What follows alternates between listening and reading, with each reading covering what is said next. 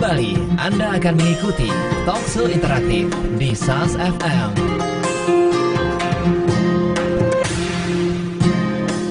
Assalamualaikum warahmatullahi wabarakatuh. Langsung sahabat dari lantai dasar Masjid Nasional Al-Akbar Surabaya. Inilah 107,5 SAS FM dan live video streaming kami di sasfmsurabaya.net. Bermanfaat, menghibur, dan syari. Alhamdulillahirrabbilalamin sahabat. Saya Alik A3 di Gatekeeper, ada Arin Rosalina dan juga Didin sahabat. Kita berjumpa kembali ya, bersyukur sekali di program Mendidik dengan Hati. Ini adalah tempat bagi Anda untuk menimba ilmu tentang bagaimana mendidik anak. Nah, barangkali Anda juga punya problem begitu ya, masalah dengan anak Anda. Anak saya kok begini ya, kok begitu ya. Nah, Anda juga boleh konsultasikan di sini. Di luar tema juga boleh sahabat ya. Dan tema yang kita angkat untuk edisi kali ini seperti yang kita sampaikan tadi di catatan redaksi siang, bahwa temanya sukses itu mandiri ya. Telah ada sahabat narasumber kita, Bapak Misbahul Huda. Pak Misbahul Huda ini sahabat bukunya sudah banyak ya. Ini buku yang terakhir atau buku beliau yang ya terbaru ya. Bukan sekedar ayah biasa. Jadi ini pengalaman ayah hadir dalam pengasuhan anak. Kalau dibilang pengalaman ayah, ya Pak Misbahul Huda ini anaknya 6 sahabat ya. Yang perempuan 2, yang 4 laki-laki. Jadi kalau ditanya tentang bagaimana mendidik anak, nah insya Allah pengetahuan atau ilmunya itu ada di dalam Pak Huda. Ya begitu ya. Insya Allah nanti kita akan menimba ilmu tentang sukses itu mandiri. Saya sapa terlebih dulu Pak Huda. Assalamualaikum Pak. Waalaikumsalam warahmatullahi wabarakatuh. Alhamdulillah sekali di depan saya saat ini gudang ilmu. Banyak ilmu pengasuhan anak. Jadi nanti sahabat akan kita kulit ya, pemikiran Pak Huda, pengetahuannya kita ungkap semuanya nanti untuk Anda semuanya. Mudah-mudahan ada daya tarik tersendiri. Sekedar cerita Mas Ali, gara-gara buku ini ada beberapa teman kita di Jepang yang tertarik. Kemudian keluarga mahasiswa Islam di Sendai dan Shizuoka mengundang saya diskusi atau bedah buku di Sendai dan Shizuoka. Iya. Dan Februari kemarin saya berangkat ke sana sambil ngajak anak saya ngeragil sekalian biar tertarik untuk kuliah di Jepang gitu. Ya lumayan.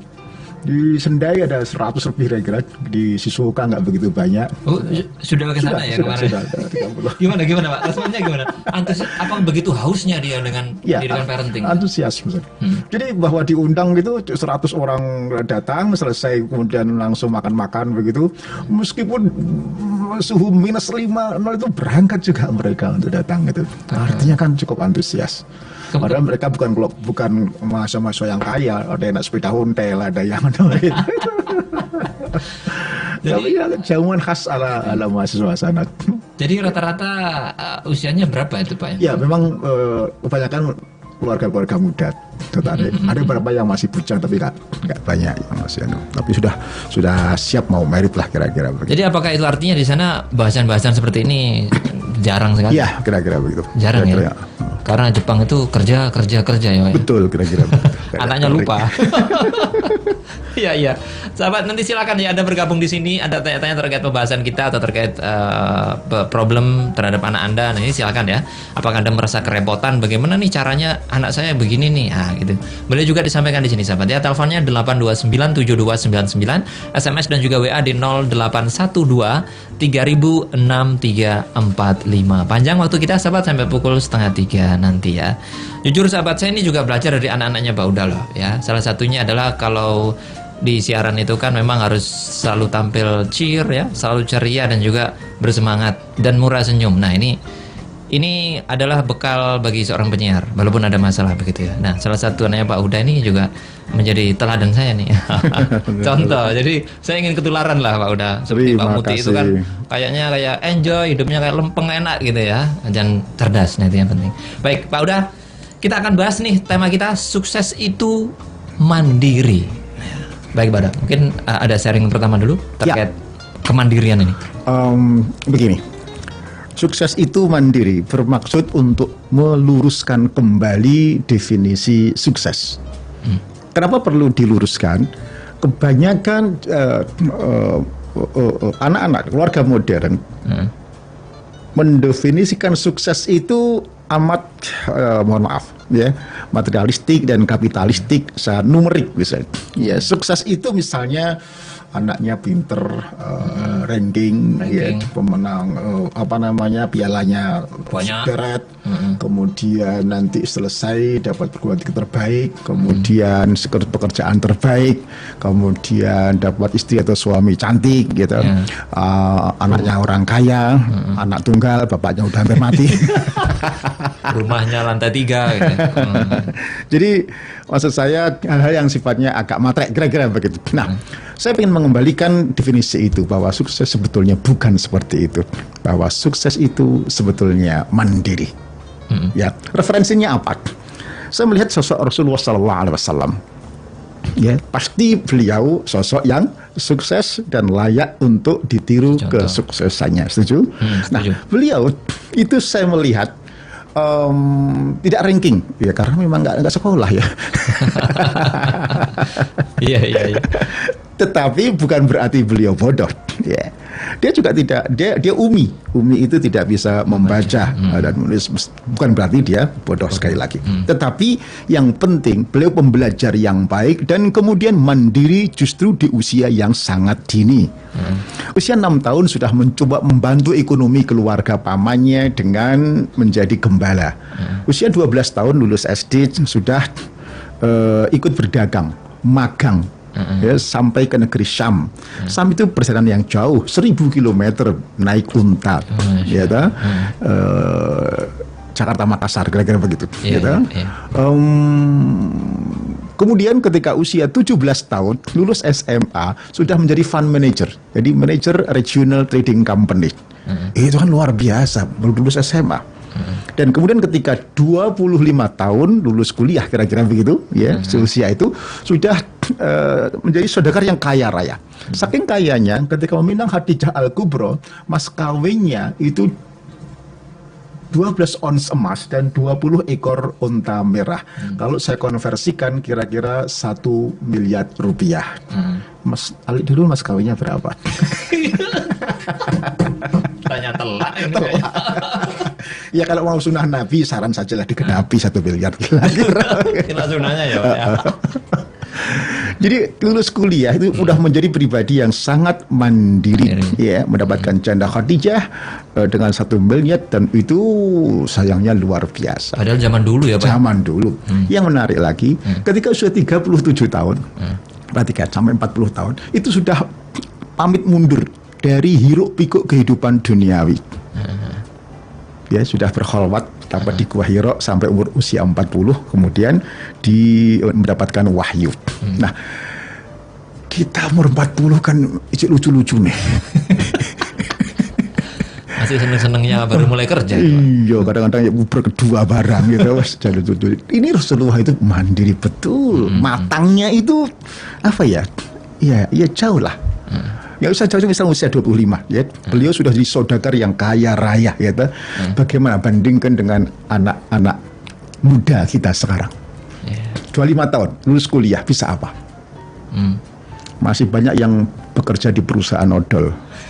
Maksudnya odol-odol duit bapak. Punya anak 1 masih dititipkan kepada orang tuanya. Jauh lah. Jadi maksud saya sukses itu mandiri ya di usia dini. Nah, mandiri itu nanti kita coba diskusikan lengkap. Tidak hanya mandiri persoalan ibadah atau ritual ya, tetapi juga mandiri spiritual. Jadi semangat hidup itu ada hempasan-hempasan ya. Kadang naik, kadang turun, jatuh, bangun, dan jatuh berkali-kali harus juga bangun berkali-kali. Itu namanya mandiri spiritual ya. Mandiri finansial. Tidak hanya dia bisa mencari uang, tetapi bisa memanage keuangan dengan baik. Itu yang lebih penting saya kira. Kemudian yang keempat adalah tentu mandiri dalam kehidupan sosial. Ya. Banyak kan orang yang dewasa tapi ngeribui aja. Ngeribui ibu. Apa teparu ngeribui macam-macam ya. Masih minta segala sesuatu kan masih ada ya Pak ya. Intelektual juga pasti dia dia secara automatically menjadi pembelajar yang baik meskipun tidak sekolah, meskipun tidak lagi kuliah, tetapi dia selalu pembelajar dalam kehidupan maupun dari bacaan-bacaan. Baik, dari pengertian ini bahwa yang namanya sukses itu mandiri, apakah Pak Uda ingin mengatakan bahwa bila seseorang tuh mandiri sejak kecil, belajar dari Rasulullah juga, apakah itu artinya nanti yang terkait persepsi bahwa sukses itu materi otomatis ngikut kalau dia mandiri sejak awal? I think so. Ya, memang sekali lagi makna sukses mandiri secara automatically mendefinisikan sukses itu kaya rohnya enggak loh ya. Ya. Pokoknya bisa mandiri, ya, bisa hidup, bisa mandiri. Ya. Maka pada konteks ini, kalau dia memenuhi standar tadi, maka sebetulnya rezeki Allah itu cukup untuk membiayai hidup. Yeah. Tetapi sering tidak cukup untuk membiayai gaya hidup. Beda itu. Nah, hidup dan gaya hidup. Ya, betul. Nah, cukup hidup itu adalah kemandirian dan kenapa saya tegaskan kembali, terlalu banyak orang yang secara akademik berprestasi intelektual tetapi ternyata tidak mandiri dalam kehidupan spiritualnya, ritualnya, finansialnya dan lain sebagainya. Baik. Jadi di awal sesi ini kita harus sepakat dulu nih Pak Uda ya, bahwa memang yang namanya sukses itu adalah kemandirian sejak dini ya. Rasulullah 6 tahun. Betul. Zaman sekarang disuruh mengembala umur 6 tahun, wah. Neneknya apalagi nih, khawatir sekali. Orang tuanya ketir-ketir Pak. Nah, kemudian nanti akan coba kita ini Pak ya, kita bedah juga ya Pak tentang bagaimana mandiri spiritual, ritual dan lain sebagainya. Dan bagaimana berani melepas anak kayak gitu loh Zat. Ya, nanti bagaimana caranya agar anak kita jadi lebih mandiri dan nantinya bisa sukses. Kita bahas lebih lanjut lagi. Dan bagi Anda sahabat yang ingin bergabung bersama kami, silakan ya di telepon kita 8297299, SMS dan juga WA di 0812306345. Sahabat, kami akan kembali tentunya setelah yang berikut ini.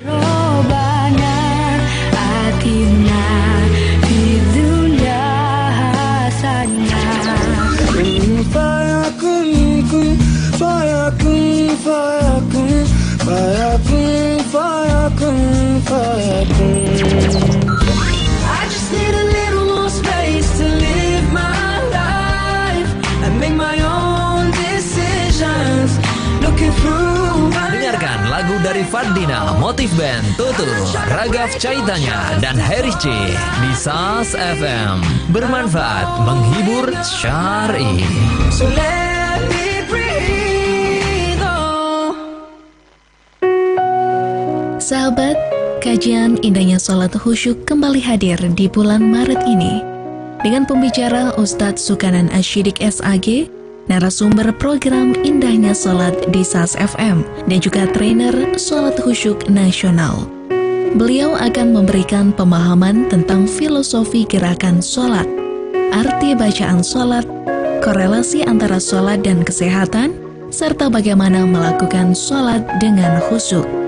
Kajian indahnya sholat khusyuk akan dilaksanakan pada hari Ahad, 19 Maret 2017. Sekali lagi, hari Ahad, 19 Maret 2017. Pukul 9 pagi hingga 4 sore di Studio 2 Radio SAS FM. Jika Anda daftar hari ini hingga tanggal 14 Maret, biayanya hanya Rp100.000 per orang. Jika daftar tanggal 15 sampai 18 Maret, biaya naik menjadi Rp150.000 per orang. Peserta sudah mendapatkan snack dan juga makan siang. Untuk pendaftaran, kirim SMS dengan format ketik nama lengkap spasi kajian indahnya sholat. Kirim ke 0812-3000-6345. Sekali lagi, ketik nama lengkap spasi kajian indahnya sholat, kirim ke 0812-3000-6345.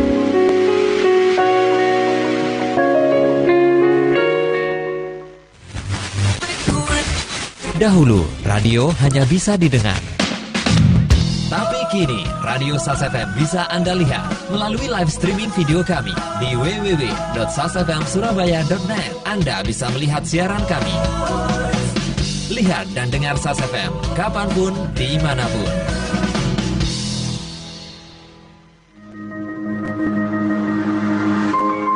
Catatan La Tahzan.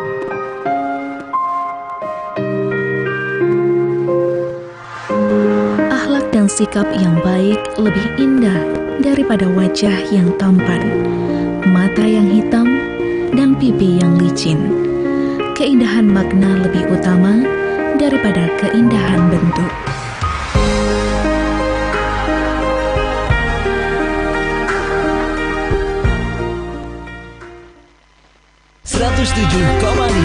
SAS FM bermanfaat, menghibur, syar'i. Baik sahabat, kita bergabung bersama Arin ya di Gatekeeper. Ada sedikit info untuk Anda, Arin. Ya, sahabat, sejak lahirnya Islam menjadi pegangan hidup bagi umat Islam sepanjang zaman. Bahkan perkembangan pengetahuan Islam selalu bergerak dinamis sesuai dengan waktu dan wilayah di mana Islam itu sendiri berkembang. Karenanya, sahabat, memaparkan ajaran Islam yang utuh memerlukan usaha besar. Dan kini telah hadir ensiklopedia pengetahuan Al-Quran dan Hadis sebagai salah satu usaha dalam rangka memaparkan ajaran Islam yang utuh tentang seluruh aspek kehidupan manusia.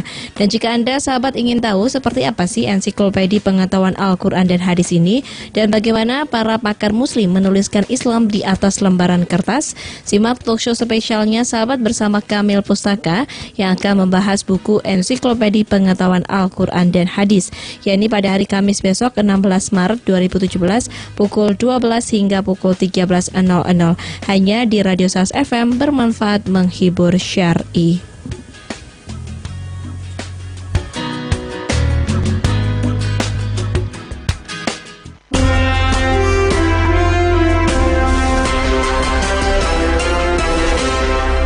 Baik, kita kembali sahabat di program Mendidik dengan Hati. Tema kita adalah sukses itu mandiri. Masih bersama Bapak Misbahul Huda. Ini beliau penulis buku, sahabat ya, penceramah juga di mana-mana. Memang hobinya beliau.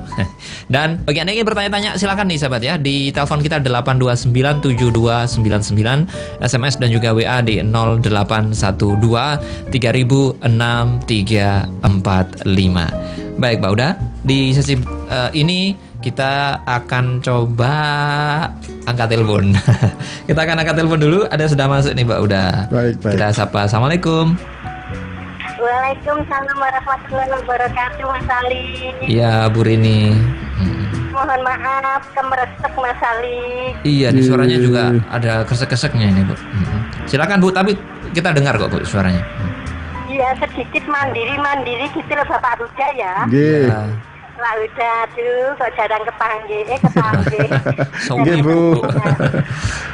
Begini Bapak Huda. Kemandirian saya ini kemandirian kebablasan Pak Huda. Saya umur 6 tahun pergi dokter sendiri, dokter dari kantor. Enggak, katanya dokter kok nggak dianterin. Enggak, cukup saya sendiri, dokter tanya apa. Nggih. Terus sudah tua ini Pak udah saya bagaikan burung sejak dewasa, bagaikan burung ke sana kemari ya. Ini yang terakhir ini karena nggak dengar sama saya ingin tinggal di dekatnya Masjid Agung. Kemarin bicara sama adik saya tinggal di Pondok Chandra. Sudah di sini aja kata. Enggak, nanti nggak denger. Saya bilang gitu, terlalu pede. Terus pagi-pagi ada yang telepon saya, kamu ada di mana? Gitu teman. Saya di kantor imigrasi. Saya mau urus visa, mau ke Singapura. Katanya gitu. Daripada pergi luar negeri lainnya, pergi ke Mekah aja. Saya bilang gini Pak Uda, aku nggak punya rumah, nggak boleh Profesor Jaro ke Mekah. Saya bilang gitu. Kalau ke itu Singapura, saya dititipin untuk pulaan sama butiknya teman. Tapi saya nggak punya rumah Bapak Uda. Bagaimana kiat untuk mandiri sukses itu Pak Uda? Ya, saya tinggal di desa ini mendekati kehidupan mayat katanya Pak Hari. Ya. Hatur nuwun ya nasihat untuk saya Bapak Nggih. Uda ya. Ya, Bu Rini. Ya, makasih kasih. kepersediaan Mas Ari. Iya, Hatur baik. nuwun. Kasih, Bu. Assalamualaikum warahmatullahi wabarakatuh. Waalaikumsalam warahmatullahi wabarakatuh. Ini katanya mandirinya telat ini. Mandiri di usia senja. Iya, ikut berdoa mudah-mudahan mimpi Bu Rini untuk mendapatkan rumah dekat masjid terpenuhi. Jangan menutup diri dengan mengatakan aduh mana mungkin sudah setua ini bisa dapat rumah. Yakinlah Allah Maha Kaya, yakinlah idza arada syai'an ayyakula lahu kun fayakun. Kalau Allah berkehendak nggak ada yang tidak mungkin. Maka buku saya yang pertama kan judulnya Nothing is Impossible. Nggak ada yang tidak mungkin. Semuanya mungkin. If you believe in Allah, kalau Anda yakin dengan Allah. Nah, dekat masjid saya kira betul. Jika mampu, saya waktu kecil sudah dinasihati oleh almarhum abah saya, Le, kalau kamu nanti punya rezeki cari rumah mampu, carilah rumah yang dekat masjid. Ya, sak ndablek anakmu, sak ndablek kamu, kelihatannya apa tahu nih anak bakar ndablek kira-kira begitu. Kalau dengar adzan, ya. Naluri waktu di pesantren desa itu mesti terpanggil kamu untuk ke masjid. Dan betul saya memutuskan dekat Al-Akbar ini. Jadi betul tiap hari saya nggak perlu lihat jam, sudah diingatkan oleh Al-Akbar bahwa harus ke masjid, harus ngasar ya, harus subuh itu sudah otomatis ya negur Al-Akbar. Oke, baik. Mudah-mudahan ya Bu Rini ya segera dapat tempat tinggal di sekitaran Masjid Al-Akbar. Baik, Pak Uda, ini terkait mandiri pada anak. Ini kita perlu panduan nih Pak Uda. Tahapan-tahapannya ini harus bagaimana nih Pak Uda ya? Ya, satu penghambat. Anak-anak sekarang untuk belajar mandiri adalah orang tua yang over protection terhadap anak-anaknya. Ya, dengan alasan gak mau repot, yang gak tega, yang gak pokoknya over protection. Sangat protektif sekali. Sehingga mulai pagi misalnya anak-anak mau sekolah, ya, tidak menyiapkan keperluannya sendiri, ya. Maem didulang, sepatu pakai dipasangkan, kemudian nggak ada kaos kaki teriak bu ini pak ini bu ya, kemudian sekolah diantar ya, sampai di sekolah turun dari mobil tasnya dibawakan sampai ke pintu gerbang, melebihi Pak Harto lah pokoknya. Iya, Pak Harto gitu ya. Kayak senggawat tas dewi. Ya Allah. Bisa dibayangkan bagaimana anak seperti ini bisa mandiri kemudian bersaing melawan Singapura atau Malaysia di era perdagangan atau era keterbukaan ini. Ini saya kira akan sulit. Nah, dan seterusnya. Kemudian sekolah, ya, selesai sekolah sampai pada kuliah. Ada guyonan para rektor, ya. Guyonan rektor kan rada ilmiah ya. Dia bercerita mengeluh begini, aduh, mahasiswa S1, calon mahasiswa S1 saya sekarang tua-tua ya. Wah, semua pada kaget loh. Ah, masa sih? Iya. Kok bisa? Iya, yang daftar ibunya katanya. Kuliah yang daftarkan ibunya. Iya. Masya Allah. Ini fenomena. Iya. Jadi ada lihat itu. Dulu kita kan nggak ada seperti itu. Nggak ada Pak. Kalau SMA oke lah Pak. Barangkali masih didampingi ya. Tapi kalau kuliah ya. Dan lebih lucu lagi, ada seorang rektor nggak perlu saya sebutkan, dia juga agak sinis ya dengan masa begitu aja diantar orang tua, ibunya. ibu. Nah, pagi-pagi waktu pendaftaran hari pertama, dia jam 8 udah standby di gedung pendaftaran itu. Ikut Pak Rektor, ikut mengatur lalu lintas. Gitu. Anak-anak yang mahasiswa ke sana, yang ibunya diri, ya supaya tidak crowded begitu. Gitu. Dipisah lah kira-kira begitu. Betapa kagetnya ternyata jam 9 ya anaknya sendiri ikut daftar gitu, diantar ibunya juga. Lemes Pak Rektornya. Masalah ya itu ya. Jadi ini memang faktanya seperti true itu. Story. That's true story. Itu karena memang anaknya sendiri yang minta atau ibunya yang protektif tadi itu? Nah, saya kira dua-duanya. Dua-duanya ya masalah. Ternyata masih seperti itu. Itu akibat dari masa kecil yang Pak Uda sampaikan tadi bisa jadi ya. Makanya saya bilang bahwa ke kelas menengah. Kelas menengah yang sudah banyak tumbuh di keluarga di kota-kota ini, seolah-olah apa ya? Ada semacam statement atau komitmen bahwa udahlah biar saya lah menderita, anak saya jangan Sampai menderita. seperti bapaknya dulu. Padahal sebetulnya justru anak yang terlatih menderita, ya, kemudian prihatin, mandiri, sengsara, itu yang akan menjadi modal sukses. Bukan sebaliknya. Tolong dicatat bahwa Mas Ali bisa seperti ini karena sudah didera oleh berbagai kesulitan waktu kecilnya. Saya seperti ini juga begitu. Tanyakan hampir semua orang sukses itu bisa tahan banting karena sudah terlatih dibanting-banting pada usia sebelumnya. Satu pertanyaan yang sederhana, Mas Ali, semua orang tua pasti ingin anaknya tahan banting. Ya. Setuju? Setuju. Oke, gimana cara ngetes anak kita tahan banting atau tidak? Nah itu gimana ya katanya ya? Apa ditanya, nak kamu tahan banting? Nggak bisa kan? Cara sederhananya gampang. Gimana, Apa? Dibanting. Dibanting. Iya. Ya, tanda kutip kan? Tanda kutip. Iya. Dibanting sesuai dengan perkembangan umurnya. Beri kesempatan dia. Jangan ada judul di buku saya itu yang di bab itu, jangan hambat kemandirian. Jangan hambat anakmu belajar mandiri.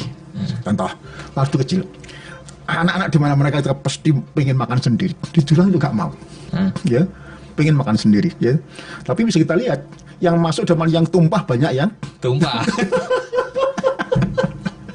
Iya, Nah, iya. ini bagi ibu yang tahu, ya dibiarkan. Ya dia rela membersihkan yang tumpah. Ya tuh. Oh kemarin saya lihat anak cucu saya, ya Allah, ini buku saya ini ya, kayak gitu loh. Iya, iya, iya. Ditulang itu dilepeh. Real itu baru setahun belum genep ya. Itu ditulang, itu dilepeh. Tapi dia ngambil upo 1, 2, 4 masuk. Yang tumpah setengah piring, yang masuk beberapa upo. Tetapi dia itu ya udah tak biarkan. Itu belajar mandiri. Nah, orang tua yang tidak paham lalu buru-buru menyelesaikan ya dengan cara gitu. Dia udah sudah Kelamaan. Tidak memberi kesempatan untuk belajar mandiri. Oke, ya. Itu satu bisa dimakan. Satu oke, makan. Kemudian tadi saya ceritakan sekolah. Ya, pagi-pagi. Ya. Pasti orang tua gubuh menyiapkan topi lah, apalagi dasi lah, sepatu lah, PR macam-macam. Ya. Sebentar Pak, kalau misalnya memang di mandiri ya, artinya semua sendiri, itu lama loh Pak. Ya itu bagian dari proses. Harus sabar mendampingi, ya lama, ya kotor. Kadang-kadang nggak sabar Ya gitu orang tua. itulah, ya itu maksud saya, gak sabar, gak tego, gak mentolo. Itu sekian puluh alasan untuk intinya orang tua tidak memberikan kesempatan anaknya belajar mandiri. Yang gak tega, yang gak mentolo, yang apapun. Mana mungkin anak bisa mandiri kalau tidak Dibanting tadi. ya dibanting pada sesuai dengan Perkembangannya. usianya. Kalau makannya sedikit akhirnya gimana tuh Pak? Kan nanti khawatirnya di sekolah nanti, aduh nanti kalau pingsan gimana di sekolah kan? ya ketika dia masih sedikit kemudian dia masih lapar kan, ketika sudah selesai dia kan mau ya. Kemudian ketika setelah itu dibilang lagi kan mau. Kalau nggak mau berarti ya sudah kenyang. Satu ya. Misalnya kemudian berangkat sekolah. Saya melihat sudah semua disiapkan oleh pembantu, ibunya macam-macam, bahkan PR-nya begitu ya. Ketika kemudian si anak berangkat, ternyata PR-nya bukunya Bawahnya. tertinggal. Tertinggal. Wah, ibunya gubuh nganter sampai sekolah misalnya. Kalau saya enggak, saya biarkan. Dihukum biarkan. Oh, dihukum juga nggak mati jadi. Artinya dihukum itu dia dibanting, biar tahu besoknya Mengulang. tidak tertinggal lah. Biar dia memikir sendiri ya Pak ya? Kira-kira begitu. Ya. Oke. Di sekolah-sekolah yang misalnya berkelas gitu ya, anak-anak hampir semua diantar pakai mobil mulai kelas 1. Anak saya tidak. Mulai kecil kelas 2 SD harus naik sepeda ontel sendiri. Ya, dia kemudian terbanting-banting, kadang jatuh, kadang rantainya lepas, kadang sepedanya bocor, kadang-kadang kehujanan. Dia tak suruh cari akal sendiri bagaimana menyelamatkan bajunya, menyelamatkan sepatunya. Pak Udani kayaknya tega banget ya sama si anak nih. Makanya di sini ada bab khusus Mas Ali, bab kedua, orang tua harus menjadi raja dan ratu tega. Itu agak susah itu. Raja dan Ratu Kok tega. bisa ya Pak Uda ya? Bisa tega gitu ya? Ya ada komitmen dengan ibu. Harus kompak maksudnya Ya. sama ibu. Saya nggak tega, ibu tambah raja tega biasanya lagi. seorang ibu kan Maka tambah tega tega lagi. Oke. Waduh, Pak Uda sebentar nih, Ya. waktunya jeda ya Pak Uda Oke, ya. oke, Nanti kita oke. lanjutkan kembali nggak kerasa nih. Baik sahabat, kita masih di Mendidik dengan Hati. Silakan ya bagi Anda yang ingin bertanya terkait tema yang kita bahas ataupun terkait masalah anak Anda, sampaikan di sini sahabat di teleponnya 8297299, SMS dan juga WA di 0812306345. Kami akan kembali sahabat setelah yang berikut ini. Catatan informasi. Dari Riyadh, sahabat diinformasikan Pangeran Arab Saudi terbang ke Amerika Serikat untuk temui Donald Trump. Wakil putra mahkota Kerajaan Arab Saudi Pangeran Mohammed bin Salman terbang ke Amerika Serikat untuk bertemu Presiden Amerika Serikat Donald Trump. Pertemuan ini sahabat akan menjadi yang perdana bagi keduanya setelah Trump dilantik pada Januari lalu. Pangeran Mohammed yang merupakan anak Raja Salman bin Abdul Aziz Al Saud dari istri ketiganya ini dikenal sebagai salah satu sosok berpengaruh di Saudi. Selain ditunjuk menjadi wakil putra mahkota, Pangeran Mohammed yang masih berusia 31 tahun juga menjabat sebagai Menteri Pertahanan atau Menhan Saudi. Dia mencetak sejarah sebagai Menhan termuda di dunia. Kerajaan Saudi menyatakan soal topik yang akan dibahas Pangeran Mohammed bersama Trump dan pejabat Amerika Serikat lainnya, yakni membahas penguatan hubungan bilateral dan pengkajian isu-isu kawasan yang menjadi minat kepentingan kedua pihak.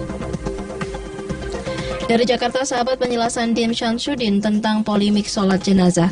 Mantan Ketua Umum Pimpinan Pusat Muhammadiyah Profesor Dr. Din Syamsuddin turut memberikan komentarnya terkait adanya spanduk larangan sholat jenazah pendukung calon gubernur tertentu. Din menegaskan mensolatkan jenazah sesama muslim harus dilakukan oleh umat Islam. Karena itu, Din menghimbau umat Islam agar dapat menjalankan kewajiban mensolati jenazah sesama muslim. Maka oleh karena itu, umat Islam dihimbau supaya fardu kifayah ini bisa dijalankan. Din pun tidak mempermasalahkan apabila terdapat umat Islam yang tidak bersedia untuk melakukan sholat jenazah karena alasan tertentu, sebab masih ada umat Islam lainnya yang dapat mensolatkan jenazah seperti keluarga dekat. Informasi terakhir, sahabat, Menak mengatakan jangan jadikan rumah ibadah sebagai pemicu konflik.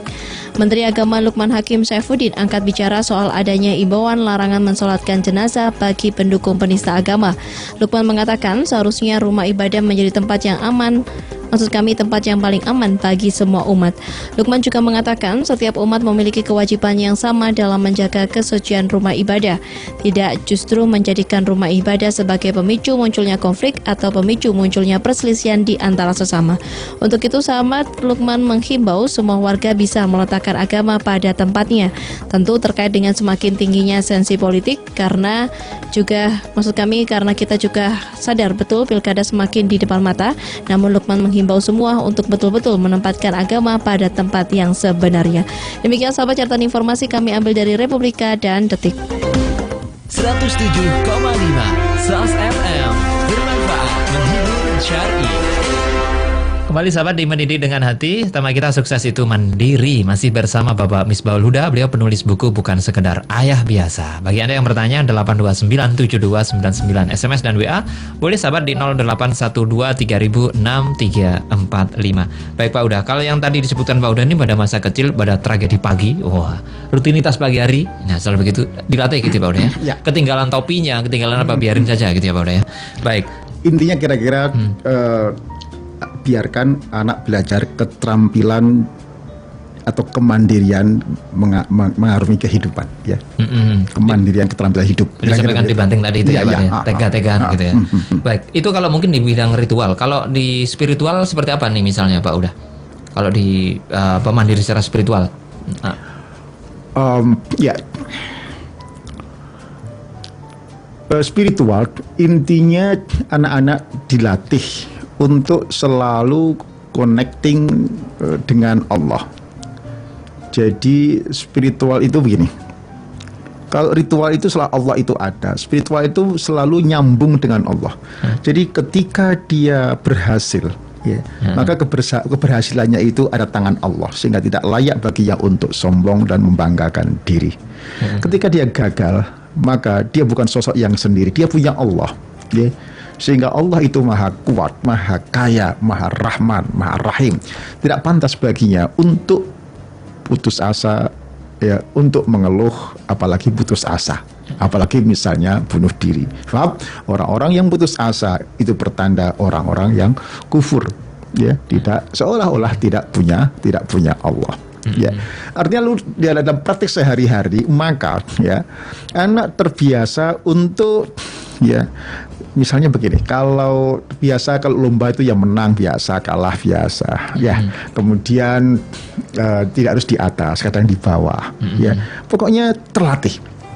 Ya, belajar kadang-kadang lulus, kadang-kadang enggak, ya, terlatih untuk sekali lagi terampil mengarungi kehidupan ini. Baik. Nah, dengan penuh semangat bahwa dengan penuh spirit dia punya Allah.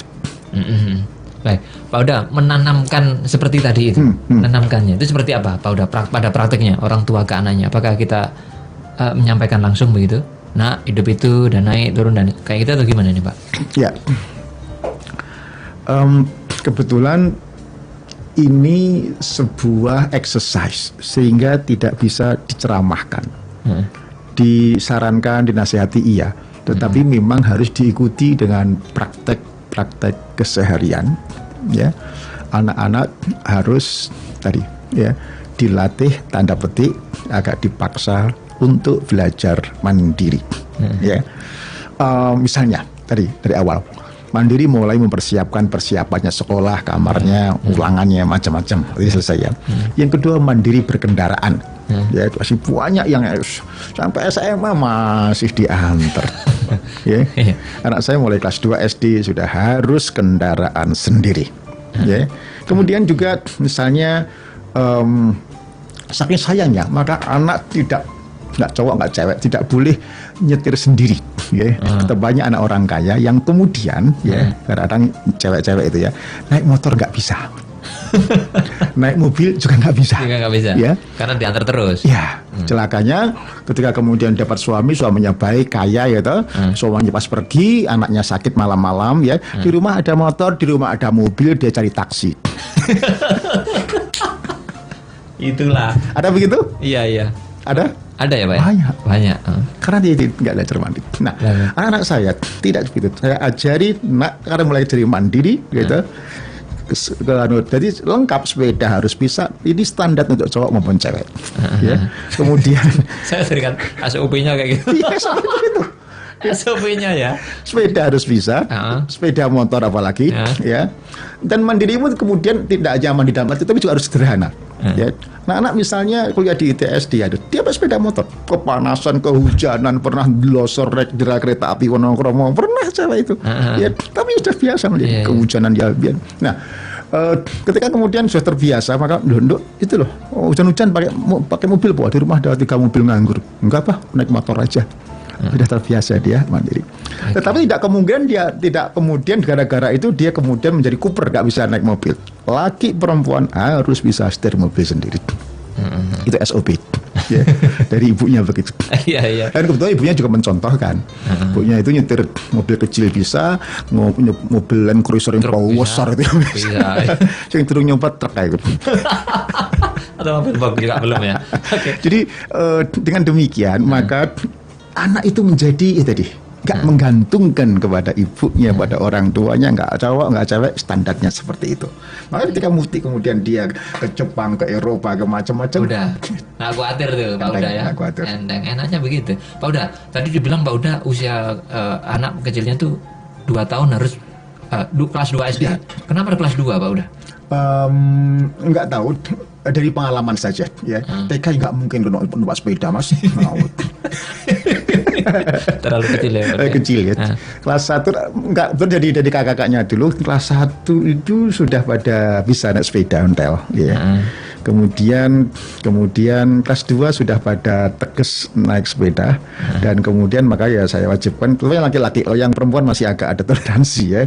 Kelas 2 harus naik sepeda sendiri, kira-kira jarak rumah 2 kilo, ya. Nah, suatu hari sampai guru-guru al-hikmah itu heran, loh, Mas Ustadz, kenapa kakaknya naik sepeda ontel kelas 1, adiknya yang TK itu diantar mobil? Jadi aneh, satu sekolahan ya, adiknya naik mobil, Jalurnya sama. pada rumahnya sama. Sama. Sekolahnya sama. Kenapa kok satu aja praktis begitu? Iya, nggak sekalian aja. Sekalian Mobil, praktis, makanya. ekonomis begitu ya. Tak Kayak gitu jawab. kebanyakan, Pak. Betul. Ini tak jawab. Ini bukan pelajaran ekonomi, bukan pelajaran praktis. Ini pelajaran bab kemandirian. Jadi SOP-nya yang boleh diantar itu TK sama kelas 1. Yang kelas 2 SOP-nya adalah mengontel Mandiri. sendiri. Ini ya, nah, harus tega bener deh sama anak ini ya. Syaratnya itu ya, Pak ya. Jadi jangan, yang heran bukan hanya Mas Ali, guru-guru pada heran, ih wong tuwa iki karepe piye. Pak, gitu-gitu apa gak iri sama temennya, Pak? Temennya kan kebanyakan tuh diantar tuh sama mobil. Alhamdulillah kok ya ndak ya. Misalnya dia, Alhamdulillah kok ya ndak. Bah, ini semua udah antar mobil, masa saya ontel sendiri gitu. Saya tanya, temanmu yang naik sepeda berapa orang? Udah, nggak banyak Pak, berapa? Paling ya 2-3 gitu. Kamu nggak minta enggak? Enggak. Nggak rendah hati atau kayak itu, enggak ya? Enggak. Bahkan anak saya yang terakhir, mestinya dia berhak untuk manja. Ya. Karena terakhir, Karena biasanya terakhir, gitu Pak, biasanya. Tapi ini enggak, sepeda Honda udah colek, butut bekas kakaknya ya dipakai. Ya. Kemudian tas itu sudah sobek, tak ganti nggak mau. Apa dijahitkan, ya Allah. Masya Allah. Kemudian tak ajak ke Jepang, nah pakai yang bagus, apa menghina, tasku yang jahitan ini buah ke semana-mana. Bukan aku, ya Allah. Saya tahu itu turun mbaknya ya, ya. Sepeda Honda juga begitu. Kok sepeda? Sepatu normalnya anak ketika robek kan mesti dia minta dibelikan. Ya, Ini iya. enggak, tak ajak beli enggak mau. Sampai robek betul akhirnya pakai sepatu kakaknya. Ya, dipakai lagi, robek lagi. Tak ajak ke toko enggak mau juga. Sampai kemudian sepatu bapak digawe, padahal sepatu pantopel. Ya. Nggak malu gitu Pak? Ya, sampai sekarang ini udah berapa bulan enggak mau. Tak ajak juga enggak mau. Unik ya Pak ya? Nah, itu yang saya kira karena didikan sederhana dan kemandirian, dia bisa mengatur mana perlu, mana yang tidak perlu. Nah, ini ternyata hasil ketika nanti menikah, itu luar biasa enak. Jadi misalnya anak saya nomor 3, yang Fahmi itu langganan juara Olimpiade. Jadi mulai SMP, SMP LKIR tingkat nasional, satu teladan. Kemudian SMP juga itu matematika pasiat, dia 9 besar. Dia dapat beasiswa di Semesta Semarang. Kemudian Olimpiade Sains Nasional, program komputer, dia medali perak. Ya, akhirnya ikut Olimpiade Internasional, karantina sampai 2 kali, yang ketiga dia gagal.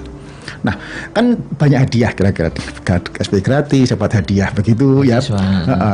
Saya nggak pernah ngopeni, tapi ketika dia lulus SMA, saya coba ngetes, Fahmi, tabunganmu ada berapa?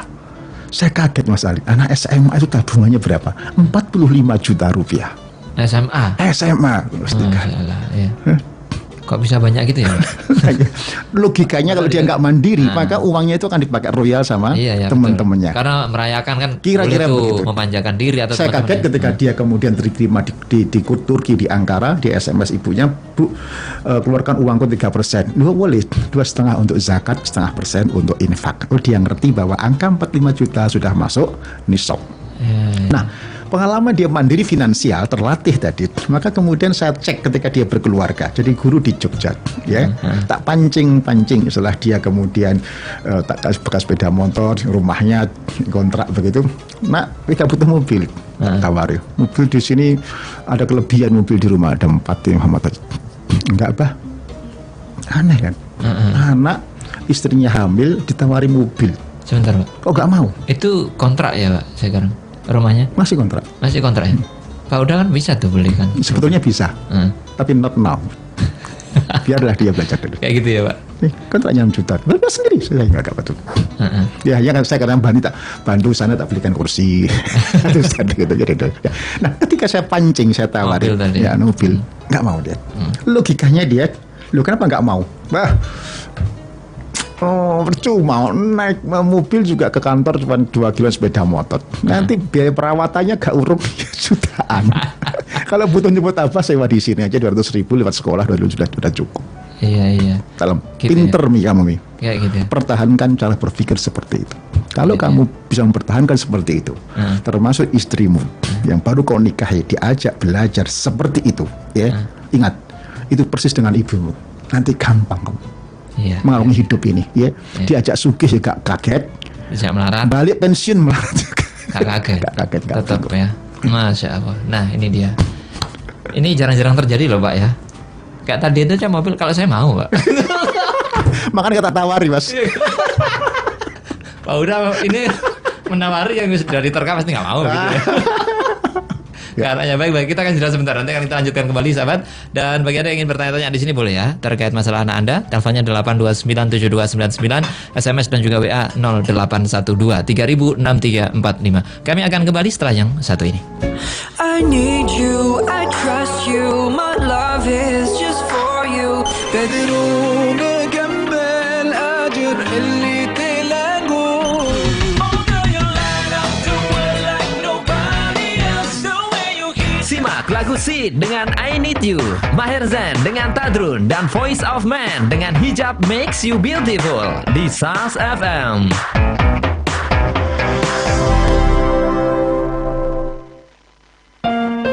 Allah tidak akan pernah ingkar janji. Allah itu tidak pernah ingkar janji. Nah di ayat yang ke-9 tadi janji Allah buat siapa? Janji Allah buat syaratnya kalau ingin dapat memperoleh bagian dari janji Allah, maka aminu wa aminus sholihah. Apa janjinya? Maghfiratun, terus wa ajrun azim. Ajrun atau ajrun itu juga upah. Berarti orang yang dikasih upah, yang digaji oleh yang digaji itu hanya orangnya apa? Orang yang kerja, orang yang berusaha. Berarti usaha yang harus kita penuhi itu adalah kita harus memenuhi usaha kita apa? Amanu wa amilus sholihah. Ngaji terjemah Anatomi Al-Quran live Studio 2 setiap Senin jam 4 sore di SAS FM. Bermanfaat, menghibur, syar'i. Mutiara Hadis SAS FM. Dituturkan dari Aisyah radhiyallahu anha berkata, Rasulullah Shallallahu Alaihi Wasallam sangat memperhatikan untuk mendahulukan anggota sebelah kanan dalam segala hal, seperti bersuci, menyisir rambut, dan memakai sandal. Terjemah hadis riwayat Al-Bukhari dan Muslim.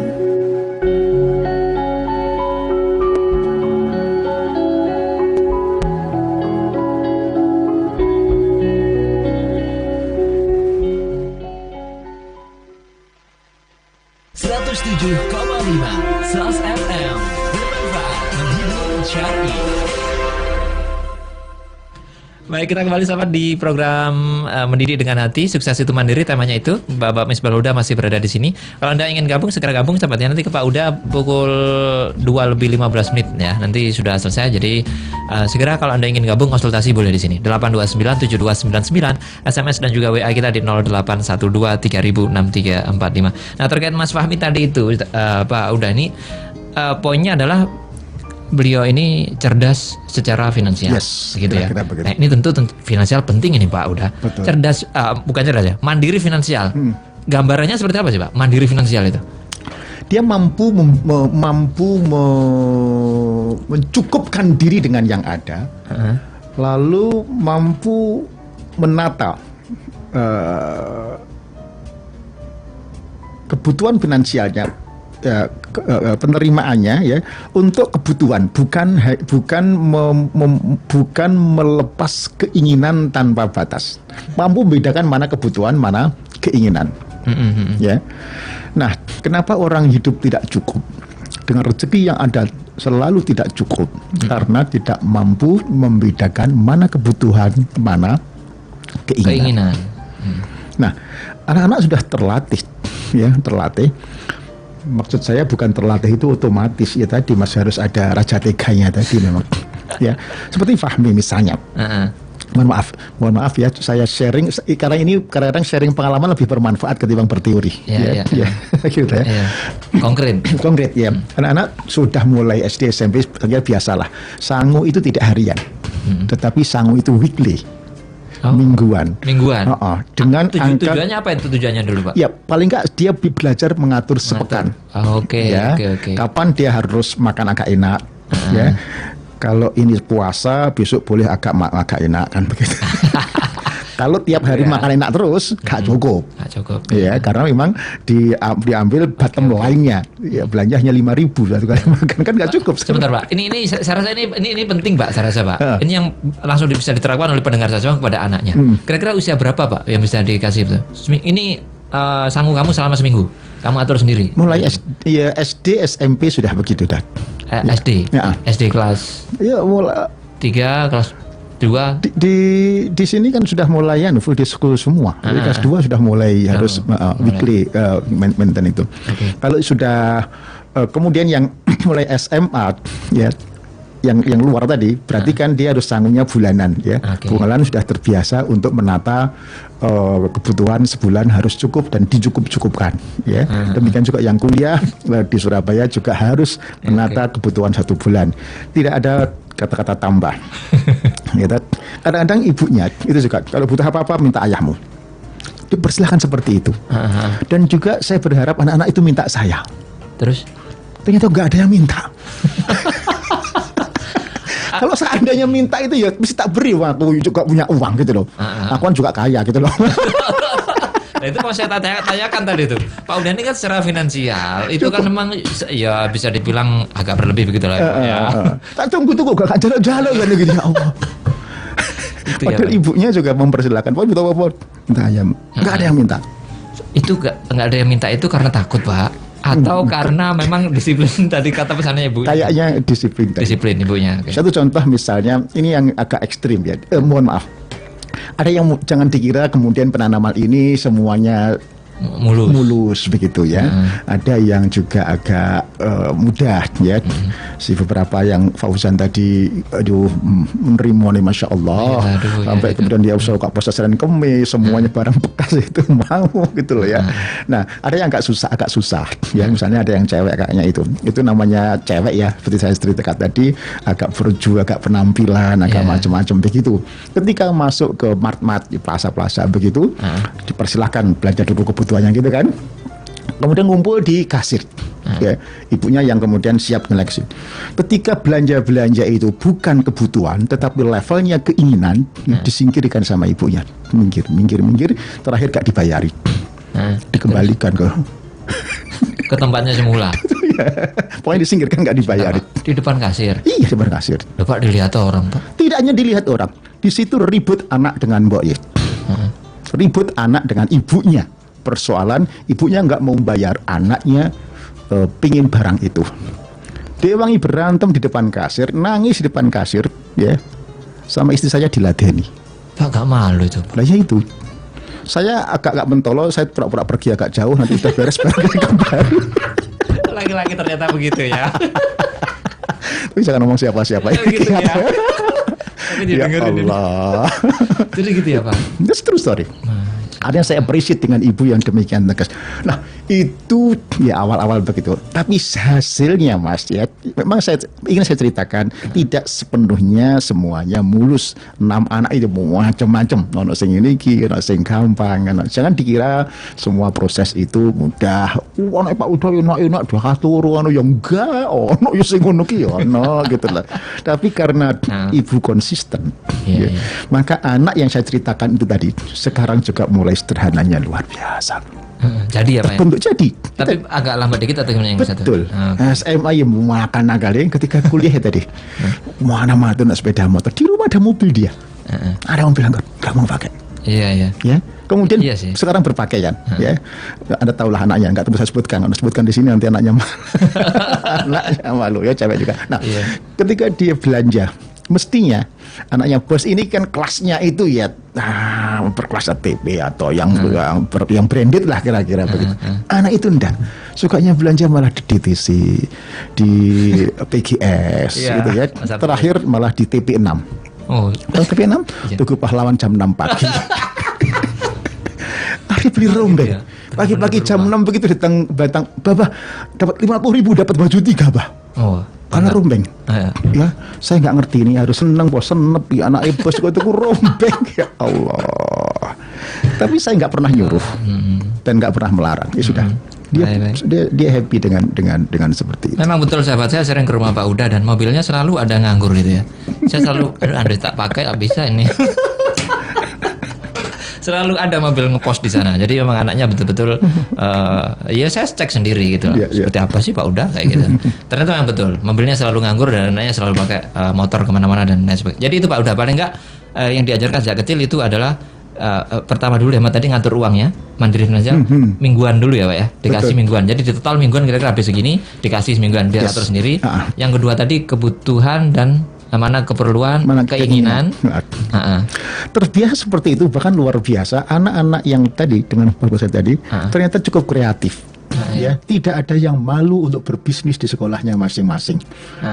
Itu hasil dari itu ya. Iya. Yang anak yang karena tadi, anak yang cewek tadi kadang-kadang suka, dia kan karena juga dia pinter, kemudian anaknya juga fashion, gitu. Kemudian ada seluruh banyak aksesoris yang dia pakai itu selalu branded. Bukan branded, selalu diminati oleh teman-teman yang lain. Akhirnya dia punya barang, beli banyak, dijual lagi. Sampai ada mental kayak gitu. Yang kedua yang nomor 5 itu juga anaknya juga agak boros tapi juga kreatif ya. Dia kulaan yang suka panjang-panjang gitu ya. Kamu beli kulaan berapa Pak? Ya 1.000 lah. Kamu jual berapa? 2.000. Yang ragil itu apa ragil? Kamu beli apa di sekolah sekarang? Pensil Pak. Karena anak-anak orang kaya itu pensil hitam bisa sehari 2 kali Pak. Pensil. Dari mana itu ya Pak? Jualan, gitu. Iya, jualan meskipun ke 2.000. Apalagi bisnismu? Ya kalau ada misalnya fotokopi itu pada nggak fotokopi itu rasa ini ada ini Pak fotokopi ngopo. Kemudian ada karya figura karya apa gitu ya. Dia kreatif. Akhirnya dari situ karena kesederhanaan nggak gengsian ya Pak. Nggak gengsian. Kemudian dia dapat income terus tak cek berapa penghasilanmu dari bisnis. Itu sebulan ada berapa leh?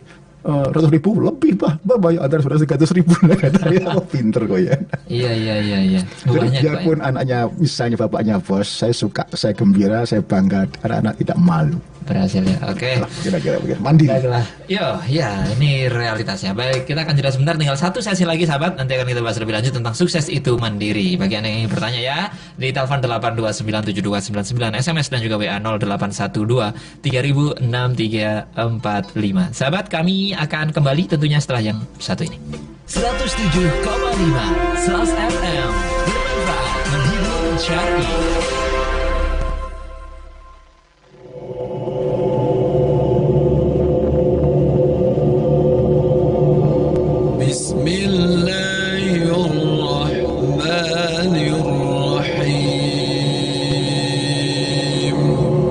Dengan nama Allah yang Maha Pengasih, Maha Penyayang. والتين والزيتون وطور سينين وهذا البلد الأمين. Demi buah tin dan buah zaitun, demi gunung Sinai, dan demi negeri Mekah yang aman ini. لقد خلقنا الإنسان في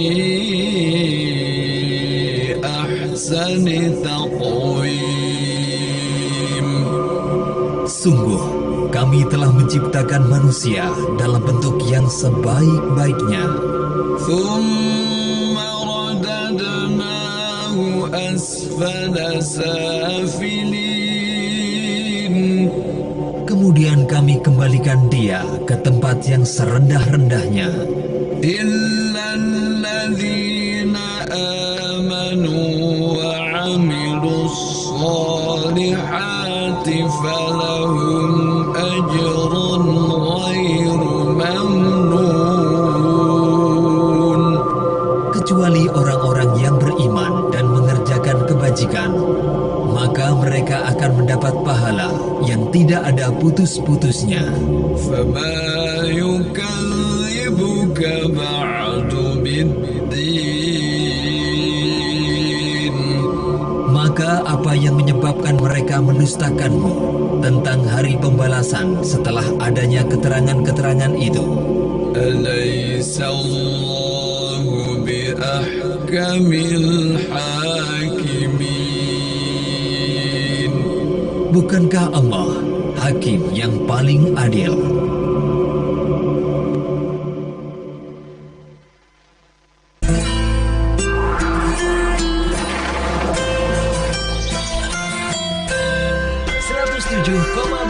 SAS FM, sejuk bermakna.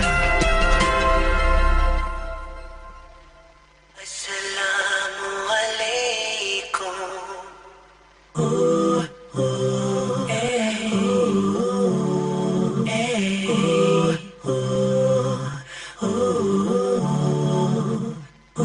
Brothers and sisters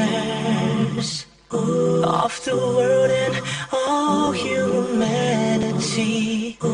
there is a lady that we adore, the mother of believers, the special one. Oh, Aisha, Aisha, radiyallahu anha.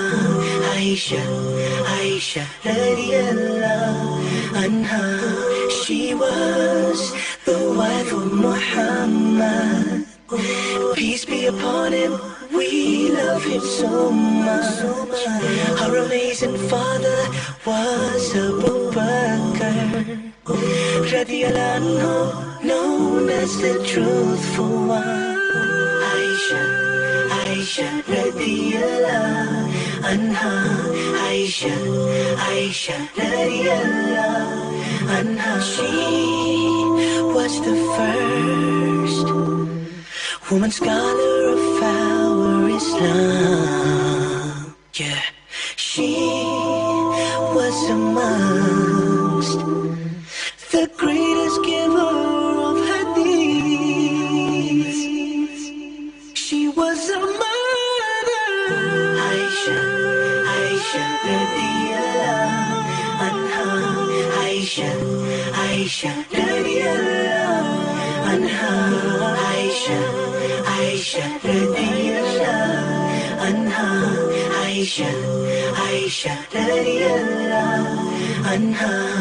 She was a mother. Aisha, Aisha, radiyallahu anha. Aisha, Aisha, radiyallahu anha. Aisha, Aisha, radiyallahu anha. Aisha, Aisha, radiyallahu anha.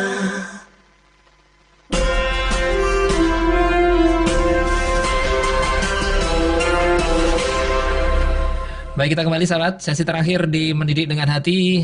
Tema kita sukses itu adalah kemandirian atau mandiri ya. Masih bersama Bapak Misbahul Huda. Anda ingin bertanya masih ada waktu ya, 8297299, SMS dan juga WA di 0812 306345. Oke, kita jawab pertanyaan dulu nih Pak, udah ya. Ini dari Pak Kasmo yang bergabung. Saya ambil dua ilmu untuk dijadikan satu ilmu antara Alkitab, Al-Hadis, dan ilmu dunia yaitu budi pekerti. Pertanyaannya, untuk dua hal ilmu tadi, bila kedua orang tua dan anak-anaknya bisa memakainya serta menerapkannya, apa bisa untuk sukses kemandirian kedua orang tua dan anaknya? Mau diulang terakhir pertanyaan? Apa bisa untuk suksesnya kemandirian kedua orang tua dan anak? Kalau berpegangnya pada satu ilmu tadi, Ilmu apa? Alkitab, Hadis, Al-Quran, Hadis, dan budi pekerti. Ya. Saya kira cukup. Mengapa? Bekal kehidupan ya, menurut saya adalah yang penting akidah, ya, akhlak, ya. Al-Quran, hadis ya, kemudian akhlak itu budi. Nah, maksudnya budi pekerti tentu bukan disederhanakan menjadi sopan santun ala orang Jawa gitu, lewat bungku, gitu kan itu. Tetapi budi pekerti adalah sebagaimana yang Rasulullah sampaikan, innama bu'itsu liutammima makarimal akhlak. Sesungguhnya diutusnya saya itu untuk menyempurnakan ya budi pekerti akhlak manusia. Nah, akhlak pada pengertian ini bukan hanya sopan, tetapi akhlak dalam pengertian ini adalah dia harus disiplin, harus profesional, ya, harus tahan banting, harus siap menderita, harus amanah, ya, harus ngantri, harus senyum, kira-kira begitu. Kalau itu ya definisinya saya katakan bisa. Oke, baik itu Pak Kasmo. Kita angkat telepon dulu. Assalamualaikum. Waalaikumsalam. Bu Nur ya. Nggih. Silakan Bu Nur langsung. Iya, monggo Bu Nur.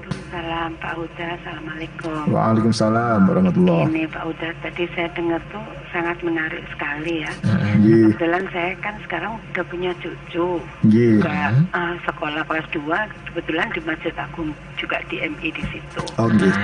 Cuman masalahnya gini Pak Uda, ini selama ini kan memang diantar ya sama mamanya, kadang-kadang juga sama saya juga. Kelas berapa itu Bu? Kelas 2. Oh, kelas 2 ya. Iya.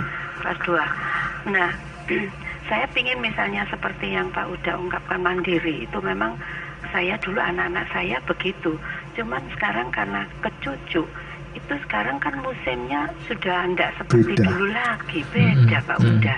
Nah, kalau misalnya diculik, apa sekarang kan banyak narkoba, terus apa, nah terus gimana cara mengatasi supaya dia bisa mandiri seperti anak saya yang dulu, gimana Pak Uda?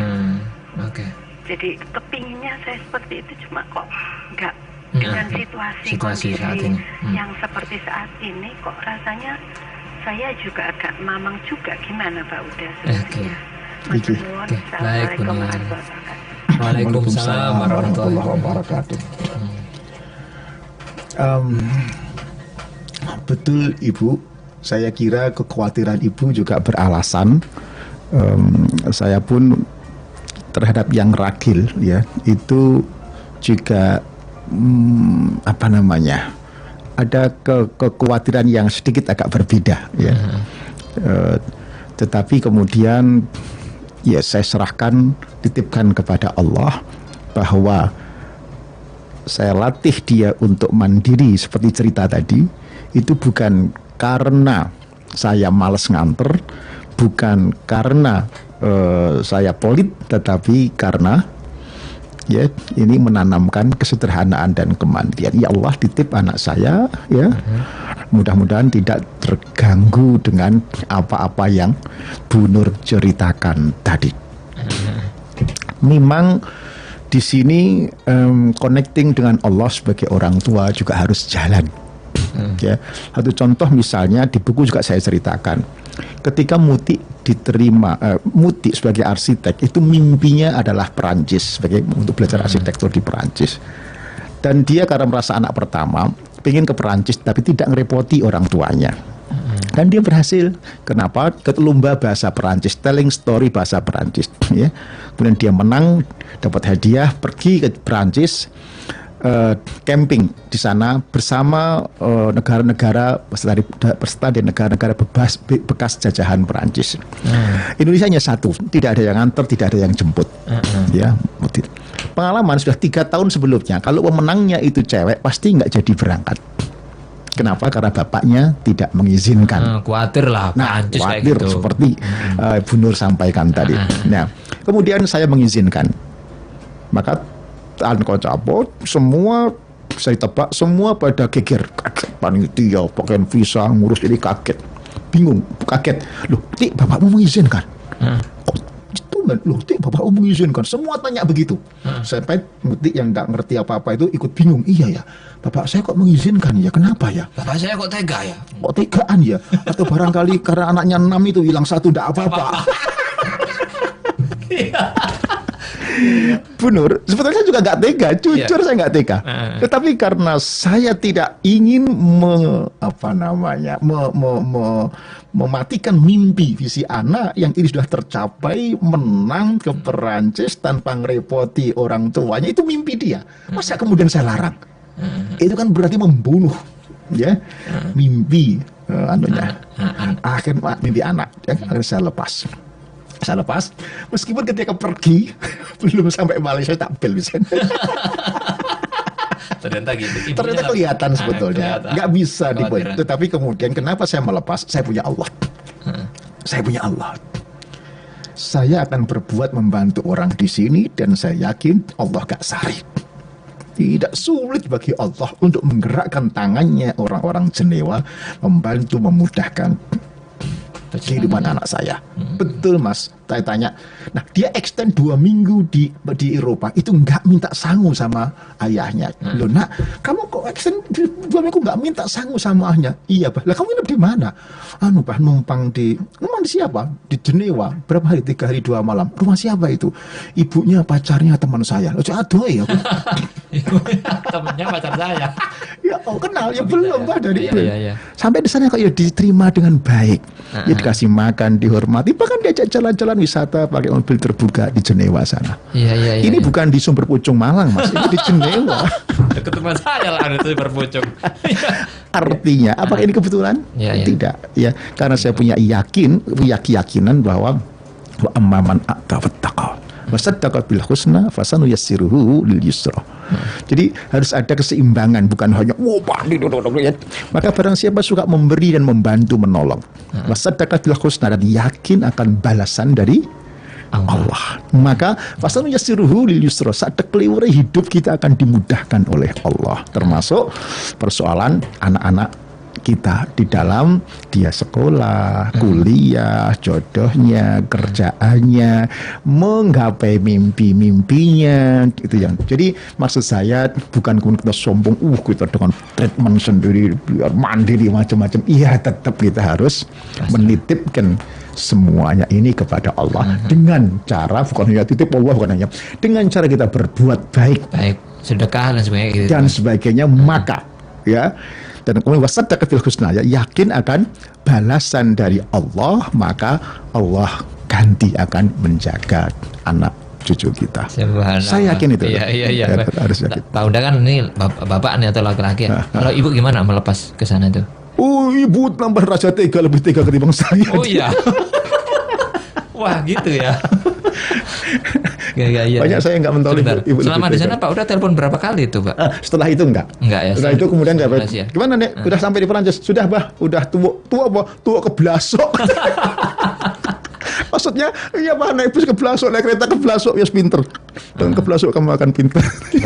Baiklah. Nah, dari sini kita dapat simpulkan sahabat bahwa Mbak Muti ini anak pertama dari Pak Uda, berarti mandiri secara sosial. Pak, nanti itu kita bahas tuh. Mandiri sosial ini waktunya nih Pak. Mandiri sosial nanti kita bahas kali ya Pak. Baik, siap, saya tahu sendiri Mbak Muti itu memang ya secara sosial memang beliau mandiri ya. Bisa saya lihat, saya ngobrol sama beliau dan sebagainya kayak gitu-gitu. Baik, terima kasih Pak Uda ya telah berbagi ilmunya. Nah, nanti kita rampas lagi ilmunya Pak Uda. Pertemuan lagi ya. Dengan senang hati, insyaallah. Ini dirampas tapi senang hati ya ini. Baik Pak Uda, terima kasih. Assalamualaikum. Waalaikumsalam warahmatullahi wabarakatuh. Demikian sahabat perjumpaan kami di program Mendidik dengan Hati. Tadi kita bersama Bapak Misbahul Huda yang pengalamannya luar biasa di dunia bisnis maupun di dunia parenting sahabat ya. Terima kasih bagi Anda semua telah bersama kami, telah menyimak kami. Jumpa lagi dalam kesempatan. Saya Alik Atiga, di Gatekeeper ada Arin Rosalina. Pamit sahabat. Assalamualaikum warahmatullahi wabarakatuh.